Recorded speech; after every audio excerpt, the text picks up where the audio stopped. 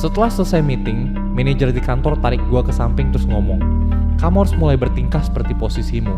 Orang-orang tidak menghormati kamu." Terus dia langsung pergi. Gue ingin teriak. Gak ada angin, gak ada hujan, gak ada penjelasan. Apa gue memang tidak berguna? Apa gue harus resign aja? Kenapa feedback dan kritik itu seringkali terasa seperti serangan? Bagaimana caranya memberikan kritik dan tetap menjaga hubungan? Terlebih lagi, didengarkan sarannya. Kita harus bicara. Kenyataannya, kebanyakan feedback itu gagal. Antara hubungan lu jadi rusak atau sarannya gak didengerin.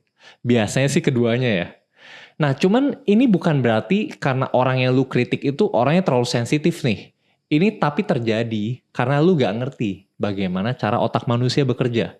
Menurut riset dari Neuro Leadership Institute, dikatakan kalau misal lu nerima feedback yang gak lu minta, itu mengaktifkan bagian yang sama di otak seperti serangan fisik. Jadi artinya apa? Wajar aja orang itu gak terima dan merasa sakit hati kalau misal lu ngasih feedback dia gak minta. Yaitu samanya kayak lu nampar dia di mukanya. Kenapa hal ini bisa terjadi? Ini karena feedback itu menyerang 3 hal. Yang pertama itu lu nyerang status sosial. Status sosial ini penting banget nih bagi manusia untuk keberlangsungan hidupnya. Kalau lu di zaman-zaman dulu nih, pas kita masih di zaman-zaman batu, itu orang yang status sosialnya tinggi yang bisa dapat makanan paling banyak. Ya biasa dia kepala sukunya. Orang yang statusnya semakin rendah, ya dia semakin susah juga cari makan. Dia disuruh-suruh jadinya. Nah jadi kalau misal lu ngasih feedback, itu lu nurunin status sosialnya dia nih, lu nyerang itu. Jadi makanya orang kadang-kadang ya gak terima jadinya.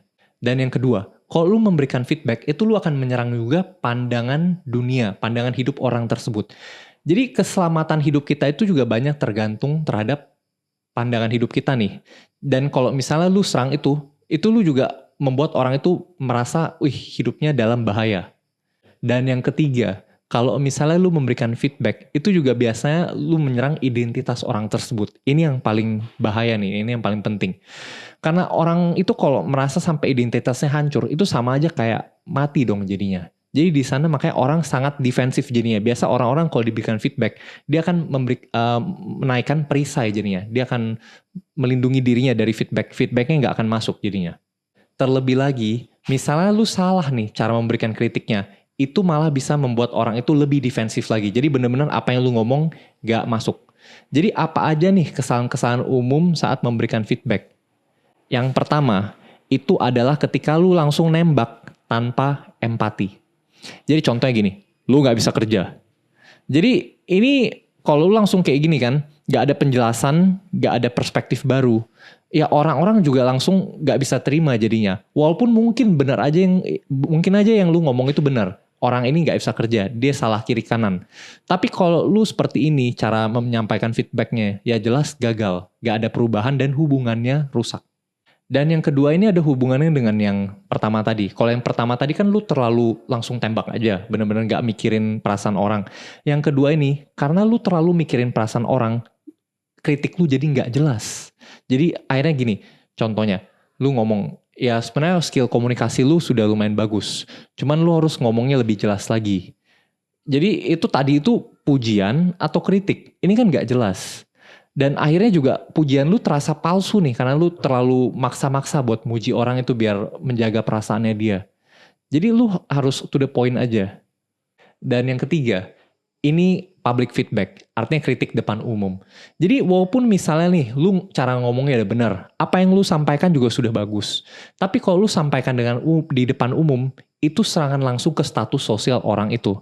Jadi dia akan langsung mendirikan perisai nih di depan dirinya. Jadi dia akan susah juga menerima apa yang lu ngomong, karena lu ngomongnya di depan publik. Dan yang kesalahan keempat adalah ketika lu menyerang orangnya, bukan perilakunya. Jadi contohnya lu ngomong, lu orangnya males. Jadi kalau lu ngomong gitu, orangnya juga akan susah berubah nih. Karena lu bilang ini karakternya dia. Dan karakter itu sulit diubah. Harusnya lu ngomongnya kayak gini aja. Minggu lalu, lu sudah lewatin deadline 2 kali. Nah kalau itu kan masih gampang diubahnya. Oh ya selanjutnya saya akan saya akan menepati deadline-nya. Itu kan lebih jelas. Kalau misalnya lu ngomong males, orang itu ya agak susah juga. Karena males itu gak begitu jelas. Dan yang kesalahan kelima adalah ketika lu mengkritik sesuatu yang tidak bisa diubah. atau memang identitas orang tersebut. Kayak contohnya nih, lu punya temen, dia cowok tapi memang agak lembut. Jadi lu ngomong, lu orangnya sensitif banget nih, kayak cewek. Atau misalnya nih orang emang agak lola nih, terus lu bilang, lu mikirnya lambat banget sih. Jadi kalau lu kritik-kritik hal seperti itu kan memang agak sulit diubah gitu loh. Itu memang karakternya dia. Dan itu memang misalnya dia mikirnya lambat ya mau gimana lagi. Jadi sebelum lu kritik orang, lu harus mikir dulu nih, apakah hal ini bisa diubah? Kalau misalnya nggak bisa diubah, lu harus ubah juga target feedback lu, ubah target kritik lu, jangan kritik hal yang itu. Jangan kritik-kritik hal yang seperti gender, sara, atau misalnya identitas diri juga agama dan sebagainya, itu hati-hati. Dan yang keenam, itu adalah bahasa tubuh yang agresif. Jadi misalnya mungkin aja lu ngomongnya benar nih, poin lu bagus. Cuman kalau misalnya lu melotot-melotot, gayanya udah kayak preman kan. Nah itu jadi orang juga agak susah menerima feedback lu. Karena dia udah merasa kayak diajak berantem. Tamengnya udah naik duluan gitu loh. Apa yang lu ngomong itu udah gak masuk. Karena bahasa tubuh lu terlalu agresif. Jadi pada saat lu menyampaikan feedback, menyampaikan kritik, lu harus ngomongnya juga baik-baik. Jangan sambil emosian. Dan yang ketujuh, itu adalah ketika lu memberikan feedback tanpa solusi. Jadi kalau lu cuma nyampein feedback tapi gak ada solusinya, ya itu gak membantu bro. Lu cuman menyakiti orang itu aja. Jadi bagaimana solusi dari masalah-masalah ini?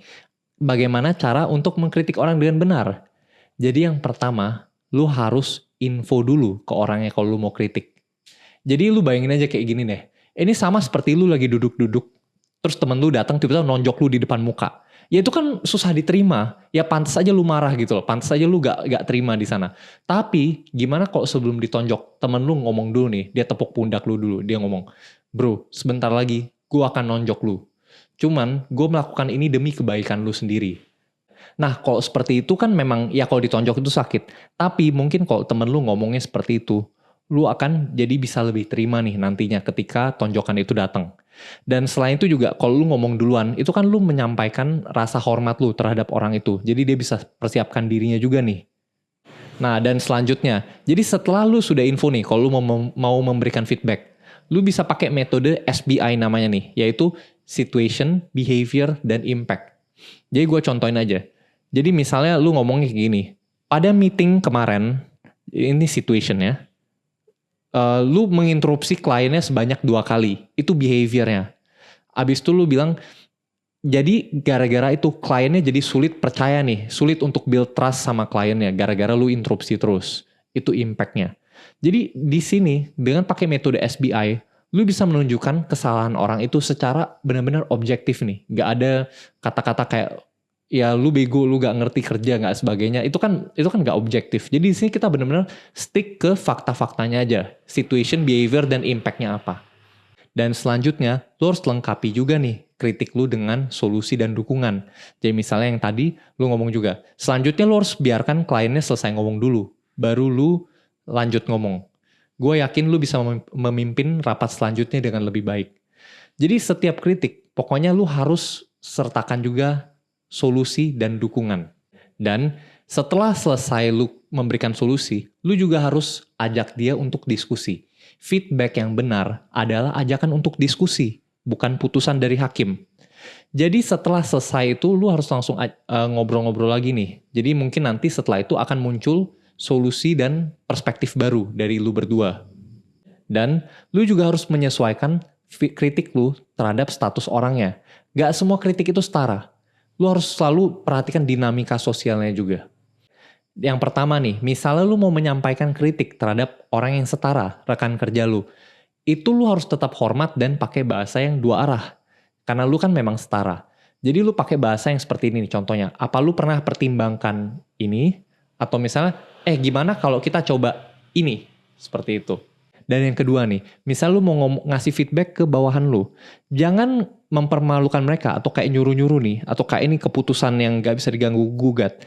Ini lu harus frame feedback lu, kritik lu sebagai dukungan. Jadi lu ngomongnya misal kayak gini, saya yakin kamu bisa berkembang lebih bagus dengan ini. Dan ini yang paling sulit nih, adalah ketika lu pengen memberikan feedback atau kritik terhadap atasan lu. Karena mereka kan status sosial lebih tinggi nih, jadi mereka nggak begitu dengerin apa yang lu mau ngomong. Dan terlebih lagi kalau lu kritiknya agak pedes nih, itu kan terasa kayak lu pengen narik status sosial mereka turun, dan mereka jadi gampang tersinggung jadinya. Karena itu, penting bagi kita untuk selalu memberikan observasi, bukannya tuduhan. Dan bukannya perintah, tapi pertanyaan. Kayak contohnya, Pak, saya perhatikan ini nih. Apa yang bisa kita tingkatkan di sana ya, Pak? Nah, jadi dari sana kan dia bisa keluarin jawabannya sendiri. Jadi di sana lebih bisa diterima lah jadinya. Jadi, intinya, kritik itu untuk membangun, bukan untuk merusak.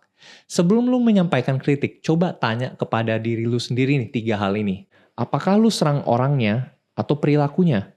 Apakah lu menawarkan solusi atau cuman mengeluarkan rasa frustasi aja nih? Dan apakah dengan ini orang itu bisa berkembang atau nggak ada hal yang bisa diubah? Jadi kalau misalnya lu sudah tanyain yang tadi dan semuanya jawabannya benar, baru lu ngomong ke orangnya. Dari teman-teman sendiri, apakah kalian pernah memberikan feedback yang sukses atau gagal nih? Coba kalian ceritakan pengalaman unik kalian ya di bawah agar kita bisa belajar bareng juga. Dan misalnya kalian pernah nih dikritik orang dan jadinya stres parah.